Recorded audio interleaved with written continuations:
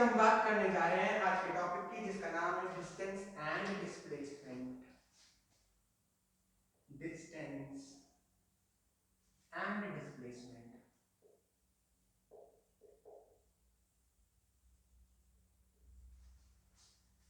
The actual length of the path covered by the body is known as distance। मैं total कितना चला हूं मेरा डिस्टेंस है। तो सबसे पहले मैं लिखूंगा the actual length of the path covered by the body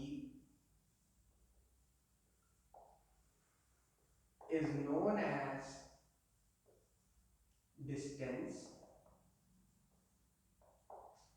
अब कैसे नापोगे? मैं तो टेढ़ा मेढ़ा चला, तो जहां जहां भी आप चले आपने धागा डाल दिया, फाइनली उस धागे को स्केल से मेजर कर लिया, तो आपका डिस्टेंस आ जाएगा।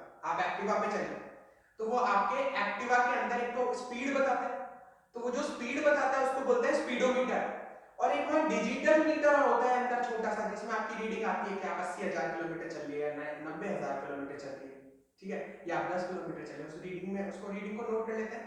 फॉर एग्जांपल टैक्सी वाला आता है तो वो आते क्या बोलता है, भैया रीडिंग नोट कर लो। तो वहां रीडिंग थी सपोज 9123 किलोमीटर। अब आप चल के आ गए पूरा, फिर वो वापस बोलता है भैया आप दोबारा रीडिंग देख लो। अब सपोज वो रीडिंग हो गई 1689 किलोमीटर, तो आप क्या करोगे, नहीं ये हो गई, अब रीडिंग हो गई 10689 किलोमीटर। तो अब आप क्या करोगे, फाइनल में से इनिशियल रीडिंग को माइनस कर दोगे, तो यू विल गेट कि आपने कितना डिस्टेंस कवर किया है। और वो जो स्पीडोमीटर के अंदर एक मीटर लगा होता है उसको बोलते हैं ओडोमीटर, ODOMETER। तो ओडोमीटर किसको मेजर करता है? ओडोमीटर मेजर करता है डिस्टेंस को। और स्पीडोमीटर किसको डिस्टेंस करता है? स्पीडोमीटर मेजर करता है, सॉरी स्पीडोमीटर किसको मेजर करता है? स्पीडोमीटर मेजर करता है स्पीड को। So the actual length of the path covered by the body is known as distance, and it is a scalar quantity। और क्योंकि ये स्केलर क्वांटिटी है तो इसके पास सिर्फ क्या होगा, मैग्नीट्यूड, और मैग्नीट्यूड में क्या होता है, नंबर और यूनिट। अब इसकी एसआई यूनिट क्या है? It's SI unit is metre. CGS unit क्या है? सेंटीमीटर। लेकिन प्रैक्टिकली हम ज्यादा डिस्टेंस को किस में मेजर करते हैं? किलोमीटर में या माइल्स में। तो kilometre and miles will become the practical unit. वैसे माइल प्रैक्टिकल यूनिट है, ठीक है। अब हम बात कर रहे हैं डिस्प्लेसमेंट की। द शॉर्टेस्ट डिस्टेंस, इसका क्या मतलब है? द शॉर्टेस्ट डिस्टेंस, और इसको हम हमारी लैंग्वेज में बोलेंगे और अ सीधी लाइन। द शॉर्टेस्ट डिस्टेंस और अ सीधी line from initial position to final position is known as displacement। It is a vector quantity।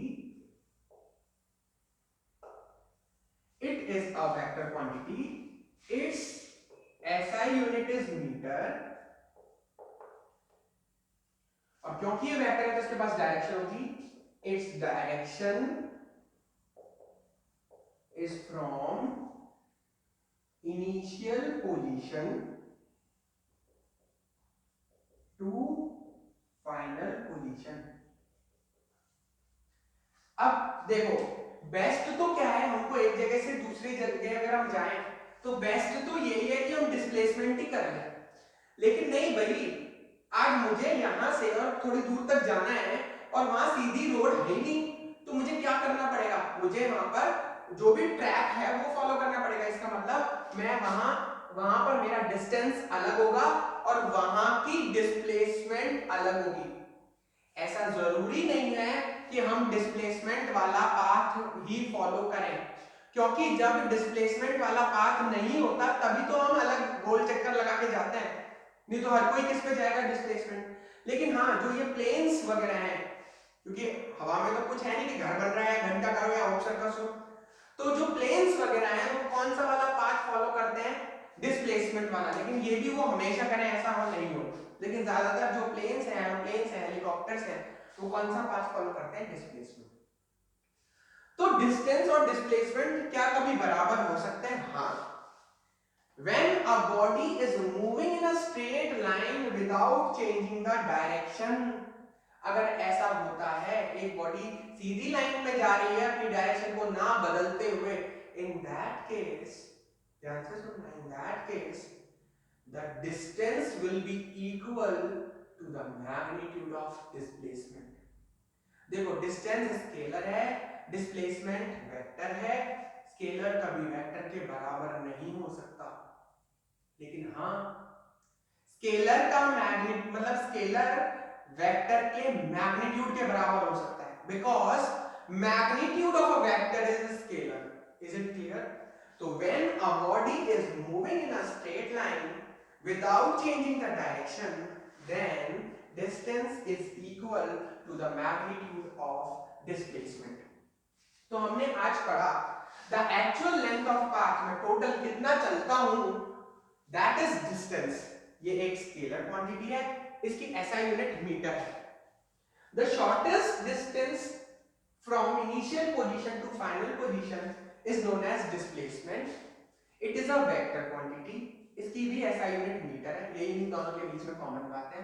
और डिस्प्लेसमेंट की डायरेक्शन होती है from initial position to final position. एक और बात,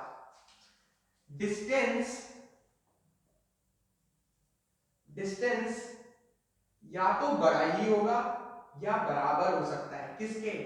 मैग्नीट्यूड ऑफ डिस्प्लेसमेंट के. लेकिन डिस्टेंस कभी डिस्प्लेसमेंट के मैग्नीट्यूड से छोटा नहीं हो सकता. क्यों? क्योंकि सबसे छोटा, शॉर्टेस्ट का मतलब क्या है? इससे छोटा और कुछ नहीं, क्योंकि शॉर्टेस्ट डिस्टेंस को ही हम डिस्प्लेसमेंट बोल रहे हैं. तो यहां हम क्या लिखेंगे? Magnitude of displacement will always be less than और इक्वल टू डिस्टेंस. ये इसका एक और डिफरेंस हमारे सामने क्रिएट हो गया.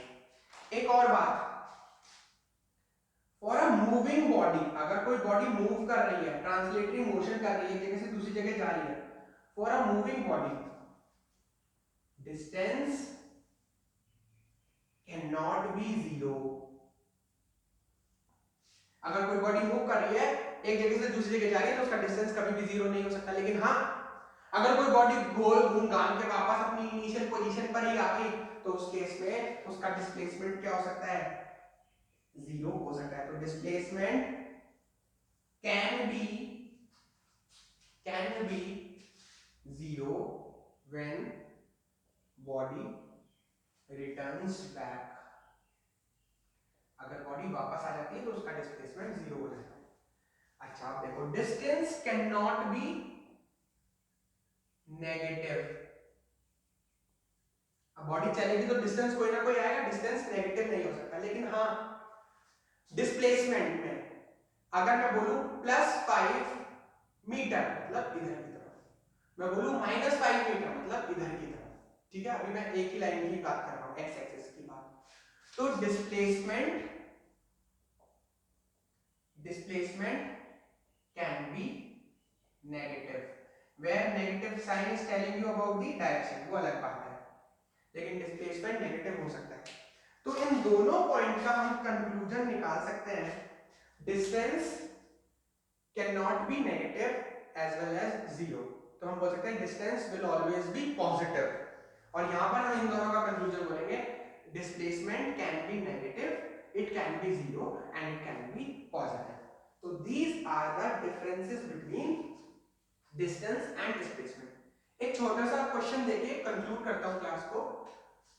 पहला क्वेश्चन ये है कि मैं A से B तक चला 4 मीटर, फिर मैं B से C तक चला 3 मीटर. तो मेरी इनिशियल पोजीशन है A, फाइनल पोजीशन है C. तो बताओ मैं टोटल डिस्टेंस कितना चला? तो आप बोलोगे मैं चला 7 मीटर्स. और मेरी डिस्प्लेसमेंट क्या होगी? डिस्प्लेसमेंट विल बी अ सीधी line from initial position to final position. तो ये मेरी डिस्प्लेसमेंट होगी. पाइथागोरस से ये कितना आ जाएगा? 5 मीटर. तो मेरी डिस्प्लेसमेंट का मैग्नीट्यूड कितना आ गया? 5 मीटर आ गया। और इसकी डायरेक्शन कहां से कहां है, ए से सी की तरफ। तो ये छोटा सा क्वेश्चन था, पहले मैं 4 मीटर चला इधर, फिर मैं 3 मीटर चला इधर, तो बताओ मैंने कितना डिस्टेंस कवर किया, 7 मीटर। मेरी कितनी डिस्प्लेसमेंट हुई, 5 मीटर, और डिस्प्लेसमेंट की डायरेक्शन क्या हुई, from initial position to final. ये जो मैं दो लाइन ऐसे ड्रॉ कर देता हूं उसको बोलते हैं मैग्नीट्यूड। किसी भी वेक्टर, जैसे ए आपके पास वेक्टर क्वांटिटी है और मैं ऐसे लिख रहा हूं, तो इसका मतलब क्या है, ए वेक्टर का मैग्नीट्यूड। Is it clear? तो आज हमने बात करी है डिस्टेंस और डिस्प्लेसमेंट की। नेक्स्ट हम बात करेंगे स्पीड और वेलोसिटी की। तो डिस्टेंस का शुभ विवाह स्पीड के साथ तय हुआ और डिस्प्लेसमेंट का शुभ विवाह वेलोसिटी के साथ तय हुआ। तो speed is distance upon time, velocity is displacement upon time. एक बॉडी ने एक सेकंड में कितना डिस्टेंस ट्रेवल किया वही उसकी स्पीड है। एक बॉडी ने एक सेकंड में कितना डिस्प्लेसमेंट ट्रेवल किया या कर सकता था वो उसकी वेलोसिटी है। इसके बारे में हम बात नेक्स्ट लेक्चर में करेंगे। थैंक यू, प्लीज नोट्स को नोट कर लीजिए।